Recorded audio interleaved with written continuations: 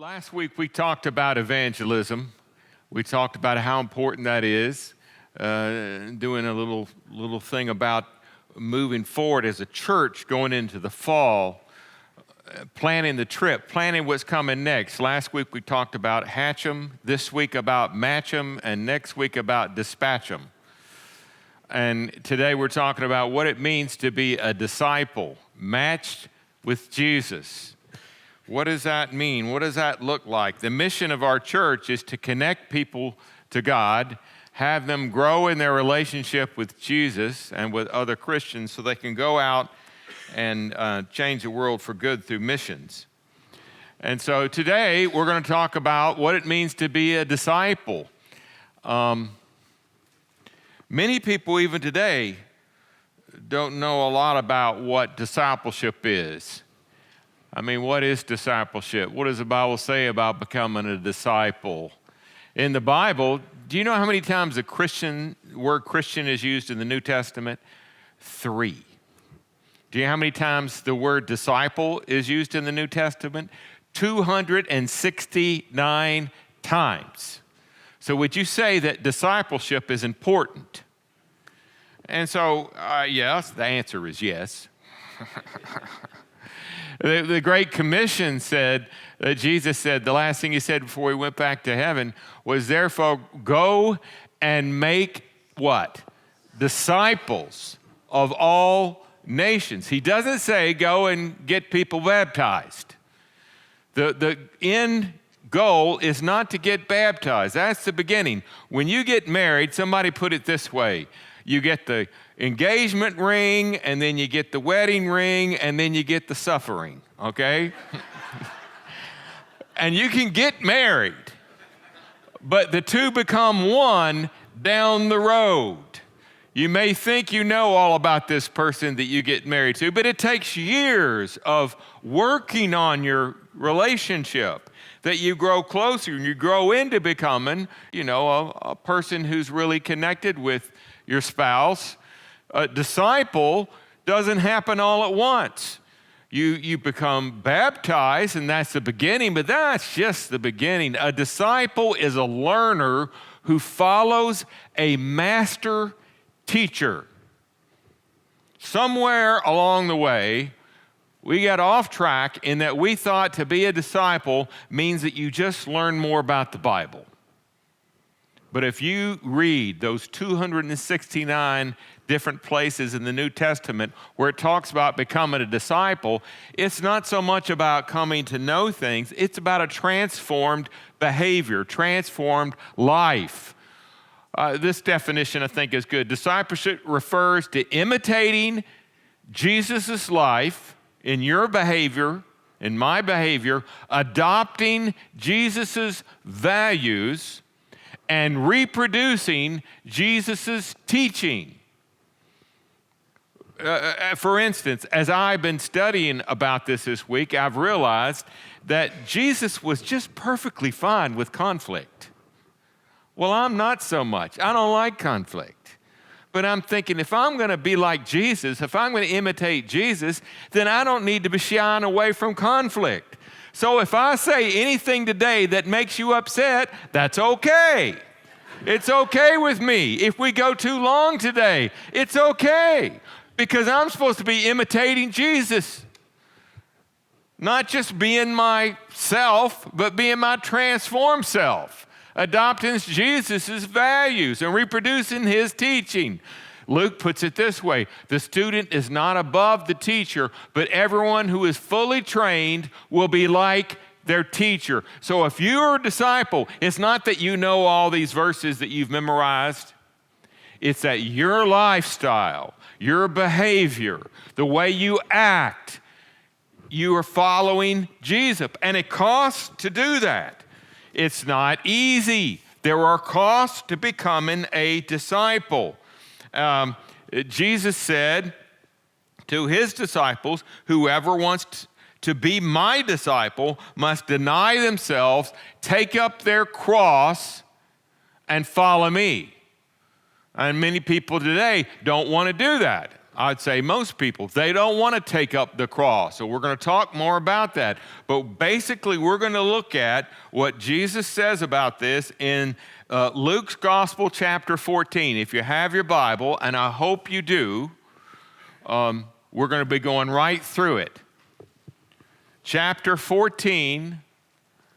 Now, the context of this, if you looked at verse 1, you would see that on a Sabbath, which is a Saturday for them, Jesus went to eat in the house of a prominent Pharisee.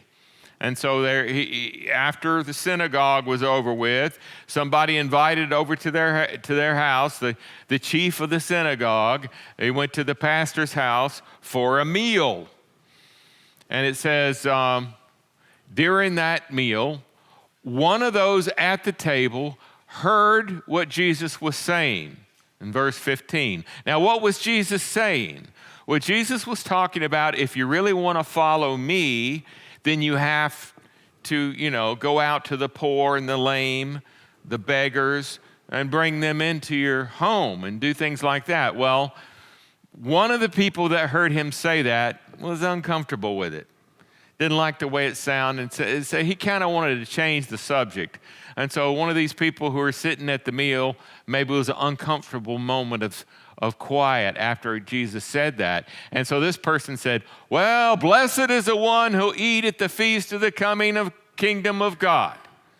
What he was basically saying was, well, isn't heaven going to be great for all of us? Just something to say. Jesus, I think, probably gave him a look, and Jesus told the story. She said, well, there's a certain man who's preparing a great banquet, and he invited lots of guests. So this costs a lot of money, must have had money. And at the time of the banquet, he sent his servant out to remind those who'd been invited. You see, back then, if you had a big dinner party, you had to go out and kill some animals, to prepare, so you needed to know how many people are going to be there. So you set out an invitation like 2 weeks in advance. You hope you got them back. You knew how much to prepare for, and food was expensive, and so you didn't want to prepare it. There's no refrigeration. If you have a fatted calf and not anybody shows up, what do you do with all that meat? It's not going to last long. And so you'd be up a creek. And so after the original invitation was sent out, 2 weeks later, the day of the event, you would send people out and you would say, hey, come on, everything is now ready. Now, at that moment, it says, they all alike began to make excuses about coming. The first said, and we don't have all of the excuses. There was a lot of people that didn't come. But here's an example that Jesus gave of what some of them said. The first said, I have bought a field and I must go and see it. Now, I got to thinking about this one. This meal was at the evening. There wasn't much sunlight left. Who buys a field without seeing it first? Would you buy a house without really ever seeing it? I mean, some people do on, I guess, Zoom and stuff, but they didn't have Zoom. Okay, and so this guy bought a field without ever looking at it. And it's fixing to be dark, so he didn't have much time to see it, but that was his lame excuse. And he says, please excuse me. And then another said, I have just bought 5 yoke of oxen. And he's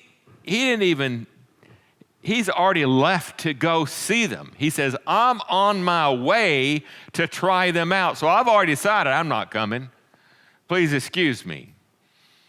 And then another said, well, I just got married. And he didn't give an excuse. He's still at home, but he says, I can't come. And I got to thinking about this one. I know that at these get-togethers, women weren't invited. So maybe he thought, well, my wife's not going to be invited, so I'm not coming. Don't know exactly why he's not coming. Maybe he's saying our honeymoon's still going on. I don't know. But in any event, the servant came back and reported this to his master. Everybody you invited, none of them's coming. It's like it just one after another.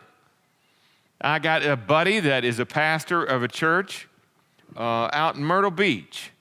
And his first year in ministry, this happened years ago. And I remember I was talking to him. He said, you know, I'm a kid preacher. I've only been here about a year. But he said, every time I talk to people, they say to me, you know, Pastor, we can't do this because we've got family coming in town, so we won't be at church. Or we have some work to do in the garage, so we're not coming to church. He said there was a long list of reasons people gave him for not coming to church or coming to events. And so he got so tired of it.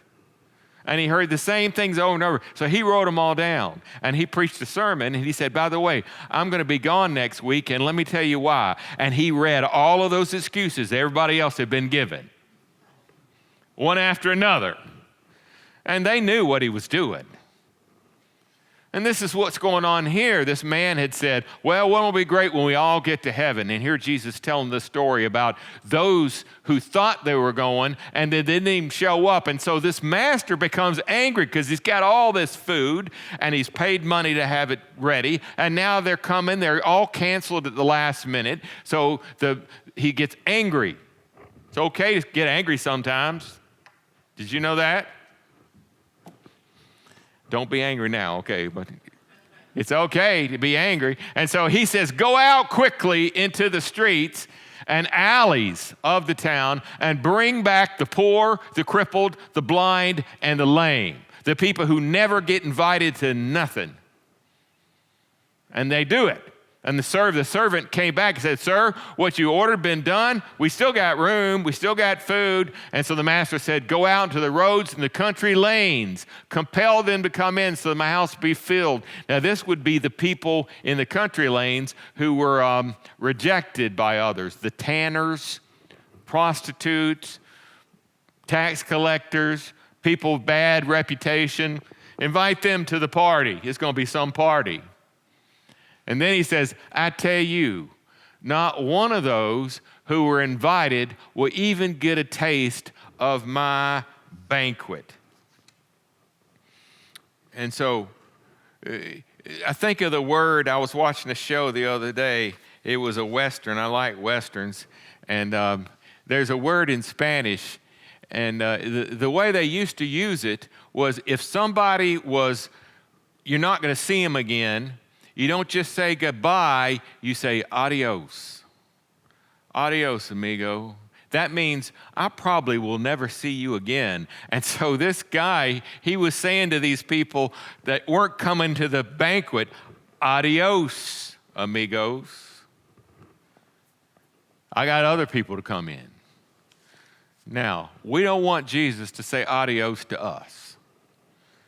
So how do you become a disciple of Jesus?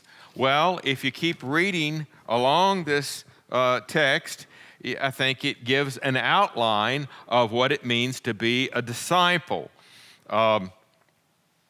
He gives a pretty clear step-by-step process. The first one is this: to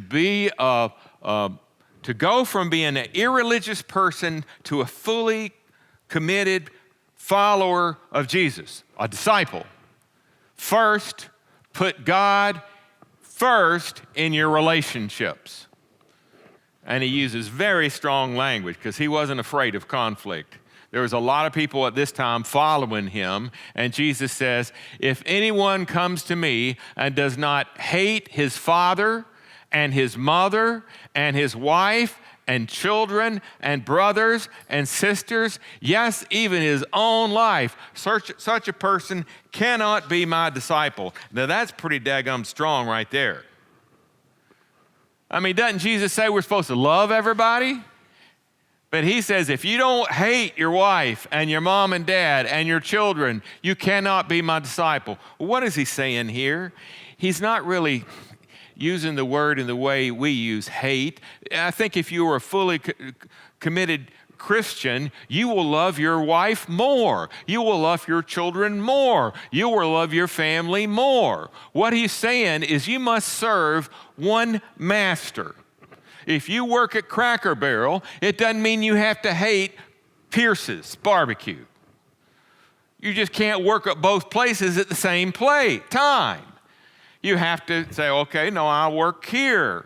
And Jesus is saying, if you're to be committed to being my disciple, you can't put other people before me. I grew up, we used to talk about the me generation. Well, that's on steroids now. I think every generation is the me generation. How many people spend all their time looking at selfies, taking selfies of themselves? Jesus says, don't put other people before me, and don't put yourself before me. And if you do that, you cannot be a disciple. Whoever does not carry their cross, he goes on, and follow me, you can't be my disciple. Jesus is saying clearly, you got to put me number one. I'm going to ask you today, don't raise your hand, but is Jesus Christ number one in your life today? Very strong language. Often people today wear crosses like a piece of jewelry. I read of one preacher who was in Texas, and he visited the jail regularly, and it was a prison, and one day the chaplain said, I'm going to give you a full tour. You've been coming here for years. I'm going to give you a full tour. And the pastor said, okay, I'm right with you. So he took them all through the prison, and then he said, now this is a kind of hard place to go, but I want you to see it. And he took him into the electric chair room. And he said, you want to have a seat in it? And the pastor looked at him. He said, are you serious? He said, yeah. And the pastor said, I looked all around and made sure it was unplugged. And I went and I sat down in it. Sent a cold chill through me. It was a scary, evil-looking thing. Well, I guess they had to have it. That's what the cross meant to these people. When Jesus said, take up your cross, it meant you may have to give your life for me to be a disciple. The cross is not just a symbol of beauty. It's a symbol. You have to dethrone yourself and enthrone Jesus. Galatians 2:20, Paul says, I have been crucified with Christ. It's no longer I live, but Christ who lives in me. And the life I now live in the body, I live by faith in the Son of God who loved me and gave himself up for me. Put Christ number one. Second, not just in your relationships, but in your work. And what he's talking about here, I think, is in the work you do for God. Is the work that you do for God, do you give it priority? And he tells a story about that, a parable. He says, suppose if one of you wants to build a tower. Now, they would have towers in the middle of their crop fields to help protect the crops. And he says, if you're going to build a tower, won't you first sit down and estimate the cost to see if you have enough money to pay for it and to complete it? I think of all the things we buy, sometimes people go to buy a new vehicle. They'll say, well, I got my eye on that red truck. And I say, well, how much is it? They said, well, it's only $450 a month. And I'm thinking, you don't even know how much it costs. All you know is how much the monthly payment is. Listen, you want to stay poor your whole life? That's the way you look at it. You got to count the cost. I know people who buy a boat, and how many times they go out in the boat? Once every 2 years. It sits in the driveway. People get an RV. They never go RVing, but they got one. Do you count the cost? He says, for if you lay the foundation and you're not able to finish the tower, everybody who sees it are going to make fun of you and think, look at that. They built that tower and they started it years ago and they never, ever finished it.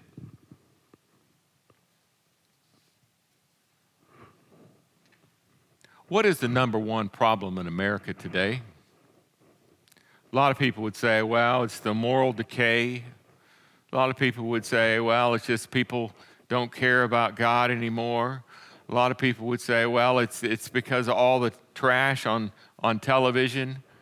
One theologian said this, the reason we have so much problem. The number one problem in America today is there are so many half-built towers. So many people who started out working for God in churches. They started out being preachers, and then they had better offer. They left it for something else. People who started out being deacons, and then they dropped it. Started out being Sunday school teachers. I remember one guy said, yeah, I used to teach those boys, but have you ever seen those boys? You know how those boys act? That's why I'm not a teacher anymore. Aren't those boys who are acting like that, aren't they the ones who need a teacher? Half-built towers. If you're going to serve the Lord, you pour yourself out. You do what needs to be done. You become a disciple. Are you a half-built tower? Are you still serving God? Are you putting yourself first? Are you putting other things first in your work for the Lord? Listen, at the end, it doesn't matter how fancy our bathrooms are or our kitchen is or whatever else we have in this church, but it does matter how we serve God. Are we faithful? Are we there on time when we say we're going to do it? Do we follow through with what we promised to do? It's called being a disciple. 3, if I hadn't got you upset yet, just wait. We're going to get to it now. Put God first in your finances.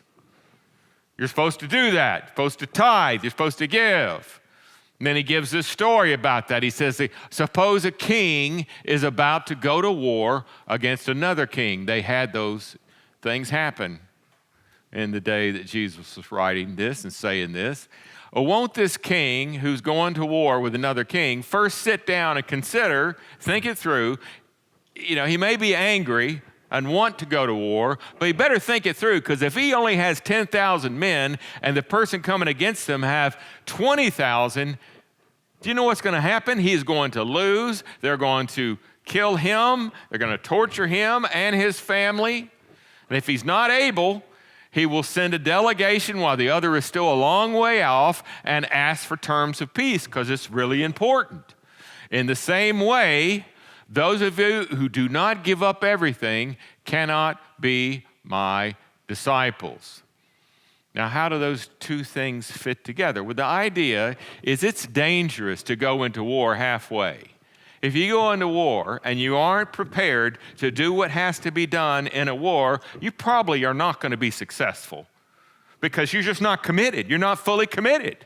And in your life, if you want to be a fully committed Christian, then you have to put everything in. Your finances as well. If you look at the pattern of sacrificial giving that was evident in the early church, it is there. Look in the book of Acts. It says they sold their property and possessions to give to anyone who had need.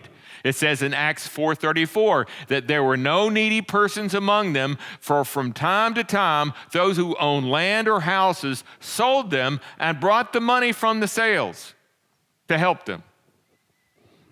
Unfortunately, we live in a culture today where a lot of people are just kind of lukewarm in their faith, and they might give here $10 here or there, or do a little bit there, you know, but that's not what the Bible teaches. And sometimes you think, well, I'm just going to kind of put myself on a schedule, and maybe I'll be able to give more in about 5 or 6 years. You don't negotiate that, you know, and sometimes I think people were negotiating. You can negotiate with the devil sometimes. I heard of a story of a bear hunter that went out to hunt a bear, okay, and he finally got the bear in his sights, okay.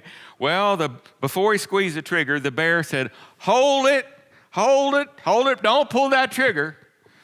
And he said to the hunter, let's go out here in the middle of the road. You put that gun down and let's talk and reason this thing out. And so the hunter did that. And the bear says, "Why are you hunting? You want a fur coat, I bet. Isn't that what you want?" And the hunter said, "That's right." And he said, "Well, why am I out here in the woods?" says the bear. "I'm out here in the woods because I want a good meal. Can you understand that?" And the hunter said, "Yeah, that makes sense." And so the bear said, "Let's talk it over." Well, I'm not going to tell you the whole story, but they talked it over, and when it was finished, the bear had a good meal and the hunter had a fur coat. That's a dad joke. You can't negotiate with the devil. You got to be 100% in. You got to give. It says we need reckless, burning, blazing, emotional, passionate love for Jesus Christ. It doesn't just happen when you're baptized. That's the beginning. And as you grow in your faith, you grow in these things, in your giving of your finances, in your giving of your time and work, in your relationships, putting Jesus first over and over again. And then finally, fourth, put God first in your lifestyle. That means that when you go to work on Monday, or you're at wherever you go, beauty parlor, whatever it might be, you are the same person there as you are everywhere else. You become what the Bible talks about salt. Salt in their time was a preservative. It helped things, and it changed and so the image here is the culture is messed up, and so you have to affect the culture you live in. And Jesus says salt is good, but if it loses its saltiness, how can it be made salty again? Are you salty? It's fit neither for the soil nor for the manure pile. Now, I hate to talk about this, but probably most of us don't know what he's talking about there. In their culture, they would have these kilns in which they made pottery. And Rick, I don't know if you know this, you know about pottery, but they made kilns and they would get the heat up from burning manure. And to burn manure at a high heat, you have to put salt on it. So they would put salt in the bottom of the kiln, and then they would put salt on. I know this is gross, but this is what they did. And he said, this salt is not salty anymore. We can't even use it in the manure pile. It's thrown out. Whoever has ears to hear, let them hear. And so what he's saying is, let your behavior, Paul put it this way, let your conversation be full of grace, seasoned with salt, so that you may know how to answer everyone. Is that the kind of lifestyle that you are living? Let me tell you, America is in a moral meltdown. It really, really is. And we can become really righteous and holy in this building, but if we're not doing it outside, that we're having no effect. Jesus didn't say you're the salt of the church. What did he say? You're the salt of the earth. Say that with me. You're the salt of the earth. That means that you ought to have friends, relationships with people who are not churchgoers, not so you condemn them, so that you can be salt and light. And this is important. Being a disciple is really important to what we're doing. Not just coming to church, we're going to become disciples. Every person here needs these things: something to believe in, someone to love, and some reason to serve. And let me tell you, I can tell you if we're 100% honest with you today and frank with you, that something is Jesus Christ. You might ask me, is it worth it? I just wanted to come to church this morning. I don't want to hear all this. Is it worth it? Yes, it is. My son is a mechanic at American Pride Auto, and he tells me sometimes people will come in and they have these warranties that they buy when they buy a car. And some of the warranties are really bad warranties. And he says they have stipulations on him working on the car. He's supposed to buy the cheapest part he can buy, even eBay parts. And they're going to bill him the cheapest possible rate for labor. Is that the kind of work that you want done? Maybe it's cheaper, but let's put it this way. The bitterness of poor quality lingers long after the sweetness of cheap price has been forgotten. What's the cost of not becoming a disciple? There is a cost for that. A cost today and eventually when you die. John 10:10 puts it this way: the thief comes only to steal, kill, and destroy you. That's what the devil wants to do in your life. Jesus has come so that you might have life and might have it to the full. The New Living Translation, I love this translation. It says, the thief's purpose is to steal, kill, and destroy. My purpose is to give them a rich and satisfying life. Do you want a rich and satisfying life? You got to be all in. Remember the little song, you put your left foot in, you put your left foot out, and you shake it all about. And the last thing is you put your whole self in. That's called being a disciple.